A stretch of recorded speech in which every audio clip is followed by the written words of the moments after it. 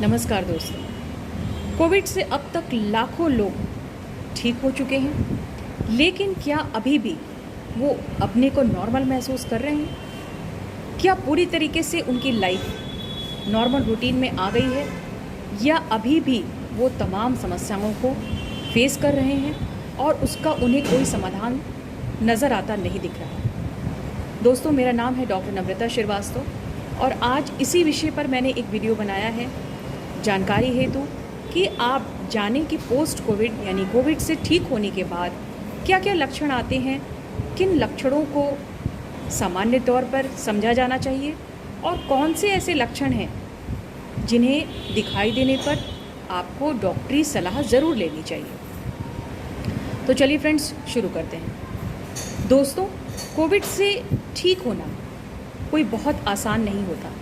एक तरह से आप समझ लीजिए कि जैसे कोई तूफ़ान आता है और उसके बाद तूफ़ान के जाने के बाद कुछ ना कुछ निशान ज़रूर रह जाते हैं। सेम इसी तरह से कोविड भी है। आपका टेस्ट तो नेगेटिव आ गया, आप हॉस्पिटल से डिस्चार्ज हो गए, आप होम आइसोलेशन से भी निकल गए, लेकिन कुछ समस्याएं परसिस्ट करती हैं और परेशान करती रहती हैं। इनको दो भागों में डिवाइड किया जा सकता है। पहला है शारीरिक यानी फिज़िकल प्रॉब्लम्स और दूसरा है मानसिक यानी साइकोलॉजिकल प्रॉब्लम्स।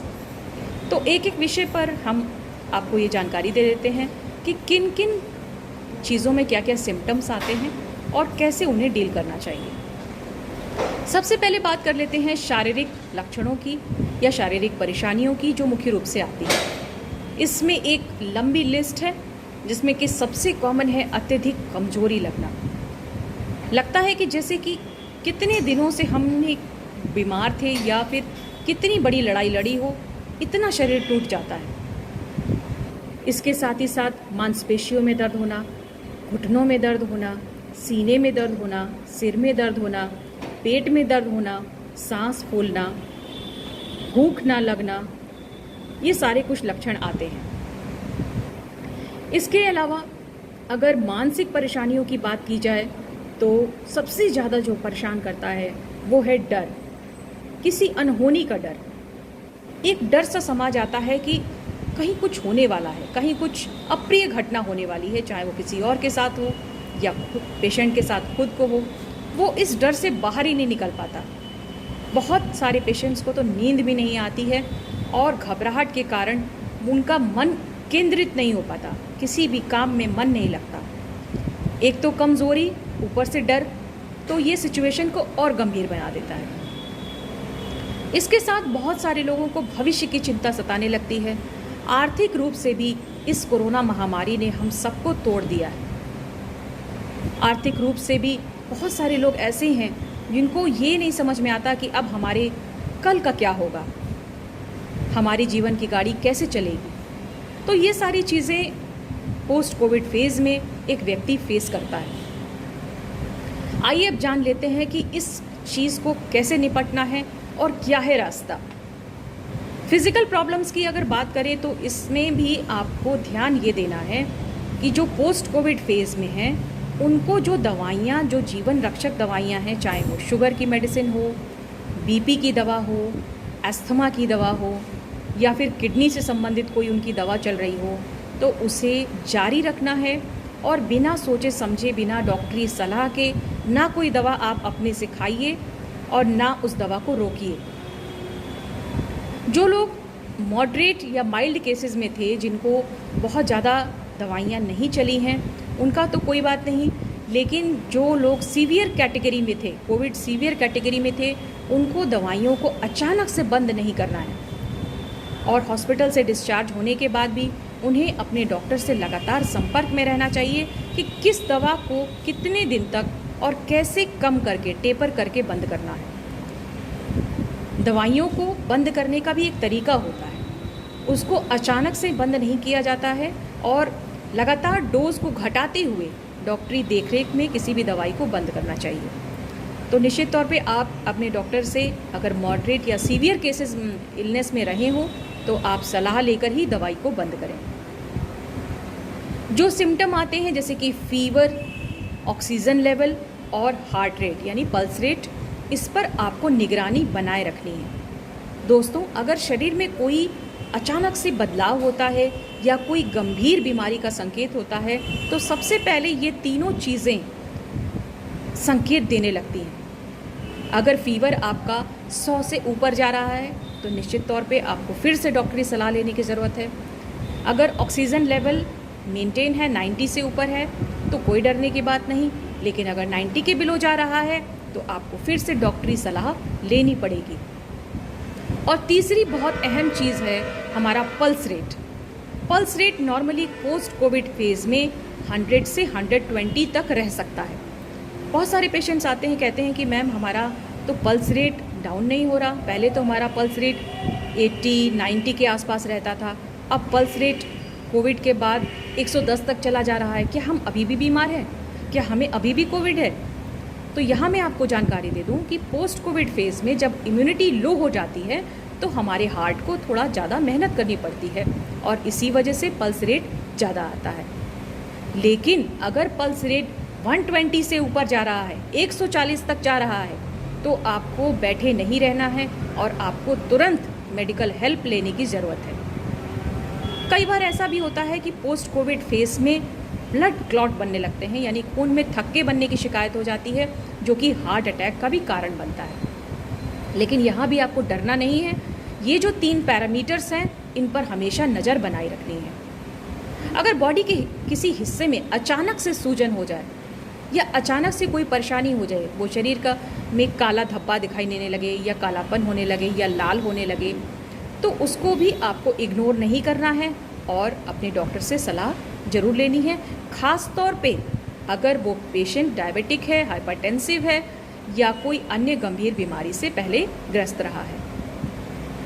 तो ये तो बात हो गई शारीरिक समस्याओं की कि किन सिम्टम्स को आपको टेंशन लेने की ज़रूरत नहीं है और कौन से सिम्टम्स ऐसे हैं जिन्हें इग्नोर नहीं करना है और तत्काल मेडिकल हेल्प लेनी है।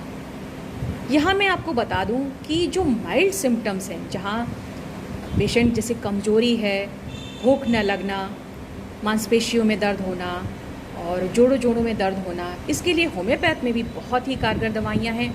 अगर आप इनको डॉक्टर की देखरेख में कुशल सलाह के अनुसार आप लेते हैं तो आपको ज़रूर अच्छा आराम मिलेगा। आइए अब बात कर लेते हैं शारीरिक समस्या, मानसिक समस्याओं की। ये तो मैं नहीं कहूँगी कि पोस्ट कोविड फेज़ में व्यक्ति मानसिक रोगी हो जाता है, ये कहना गलत होगा, लेकिन एक ऐसे फेज़ से गुज़रने पर जब उसे हॉस्पिटल का माहौल याद आता है या फिर उसने किसी प्रियजन को खोया हो, तो उसको ये चीज़ें एक स्ट्रेस दिमाग में पैदा करती हैं और उसे अनहोनी का डर सताने लगता है, उसे भविष्य की चिंता सताने लगती है। दोस्तों, ऐसी सिचुएशन में ये ज़रूरी है कि अपने कष्ट को, अपनी परेशानी को, अपने भय को आप किसी भरोसेमंद व्यक्ति के साथ शेयर कीजिए। कहा भी गया है कि a problem shared is half solved और फुली सॉल्व्ड, यानी कि किसी समस्या को अगर आप शेयर करते हैं तो या तो वो आधी सुलझ जाएगी या फिर पूरी सुलझ जाएगी। निश्चित तौर पर इससे आपका मानसिक तनाव कम होगा और आपको एक मानसिक मजबूती मिलेगी कि मैं इस दौर से बाहर निकल जाऊंगा। दोस्तों, इस पूरे दौरान आपको अपनी सकारात्मक सोच को बनाए रखना है, क्योंकि सकारात्मक सोच रखने से हमारी इम्यूनिटी स्ट्रांग होती है, हमारी उम्र लंबी होती है और हम ज़्यादा खुशहाल रहते हैं। तो ये थी कुछ बातें मानसिक समस्याओं के बारे में। और अगर कोई डर आपके मन से नहीं निकल पा रहा है, आपको लगातार कोई डर खाए जा रहा है, लाख कोशिश करने के बावजूद आपने सारी चीज़ें आजमा ली, आपको आराम नहीं मिल रहा है, तो आप होम्योपैथिक दवा का भी सेवन कर सकते हैं, इससे आपको काफ़ी आराम मिलेगा। अब बात आती है डाइट की। डाइट पर आपको सबसे ज़्यादा ध्यान देना है पोस्ट कोविड फेज़ में, क्योंकि कोविड के दौरान शरीर बहुत कमज़ोर हो जाता है, वेट गिर जाता है और शरीर में थकान महसूस होने लगती है। उसका सबसे अच्छा तरीका ये है कि लाइफ को व्यवस्थित करने के लिए आप अपनी डाइट पर ध्यान दीजिए, ताकि खोया हुआ वेट, खोया हुआ वज़न जो आपने खो दिया है इस कोविड फेज़ के दौरान, उसे वापस आप गेन कीजिए। और अगर आपका वेट बढ़ेगा तो आपकी ताकत भी बढ़ेगी और इम्यूनिटी भी वापस रीगेन हो सकती है। यहाँ ध्यान देने बात ये है, योग्य बात ये है कि जो नॉन वेजिटेरियन जो लोग खाते हैं वो लोग मीट वगैरह ले सकते हैं, एग्स भी ले सकते हैं, इसमें कोई बुराई नहीं है। और जो लोग वेजिटेरियन हैं उन्हें दाल जैसे कि काबुली चना, राजमा, अरहर की दाल, मूंग दाल, इनका सेवन करना चाहिए, क्योंकि प्रोटीन युक्त आहार खाने से जल्दी बॉडी रिकवर होती है इन्फेक्शन से और बॉडी मजबूत भी होती है। सीजनल फ्रूट्स और वेजिटेबल्स, जो कि सीजन के फ्रूट्स और वेजिटेबल्स हैं, उसका भी सेवन करिए। सुबह शाम आपको टहलना भी चाहिए और इस दौरान ध्यान ये देना चाहिए कि बहुत ज़्यादा अपने को थकाने वाला काम नहीं करना चाहिए। इससे क्या होता है कि ऑलरेडी बॉडी आपकी कमज़ोर है और अगर आप कोई थकाने वाला काम अपने को करते हैं तो दोबारा पुनः उसी कमज़ोरी की स्थिति में लौट आते हैं। इसलिए अभी ऐसा कोई काम ना करें जिससे कि मानसिक और शारीरिक तौर पे आपको कमज़ोरी और थकान महसूस हो। तो ये थी कुछ बातें डाइट के बारे में जो कि आपको विशेष तौर पे ध्यान देनी चाहिए ताकि आप अपने को अच्छे से रिकवर कर सकें। अब बात कर लेते हैं कोविड से इन्फेक्ट हुए हमारे लंग्स के बारे में। हमारे लंग्स हमारी बॉडी का एक बेहद अहम हिस्सा, लेकिन ये कोविड जो है जो लंग्स पे प्रहार करता है, चाहे वो एसिम्प्टोमेटिक केस हो, माइल्ड हो, मॉडरेट हो, सीवियर हो, सभी के लंग्स के ऊपर चोट करता है। और जहाँ कोविड के फेज़ के दौरान जब इसमें सूजन आती है या फिर ये इन्फेक्शन से फाइट करता है, उस इन्फेक्शन के चले जाने के बाद वहाँ फाइब्रोसिस होने लगती है। फाइब्रोसिस यानी कि आप ऐसे समझ सकते हैं कि लंग्स का नॉर्मली जो आकार होता है उससे वो थोड़ा सिकुड़ने लगता है। तो इस वजह से लंग कैपेसिटी में थोड़ा सा बदलाव होता है और इसका नतीजा ये होता है कि आपको सांस फूलने जैसा एहसास हो सकता है। सीढ़ी चलने पर, बातचीत करने पर लगता है कि सांस फूल रही है। देखिए, लंग फाइब्रोसिस की एग्जैक्टली अभी तक ये नहीं कहा जा सकता कि लंग फाइब्रोसिस के लिए कोई पर्टिकुलर मेडिसिन है, लेकिन सिम्टम के अकॉर्डिंग पेशेंट को अगर दवा दी जाए तो उसको सिम्टम में ज़रूर आराम मिलता है। इसलिए आप लंग फाइब्रोसिस के नाम पे कोई दवाई ना खाएं और अपने लंग्स की कैपेसिटी को दोबारा मजबूत करने के लिए प्रयत्न कीजिए। कैसे मजबूत होगा? उसके लिए आपको कुछ ब्रीदिंग एक्सरसाइज करनी होगी, जिसमें कि सबसे अच्छी जो मानी जा रही हैं वो है ब्रेथ होल्डिंग एक्सरसाइज, यानी आप अपनी सांस को कितनी देर तक होल्ड कर सकते हैं। जिस लंग फाइब्रोसिस ने आपके लंग्स को सिकुड़ने पे मजबूर किया, उस चीज़ से निपटने के लिए अगर आप ब्रीदिंग एक्सरसाइज करते हैं तो ये एक एंटी इफेक्ट डालता है और उसको एक्सपेंशन करने की वजह से उस कैपेसिटी को बढ़ाने का काम करता है।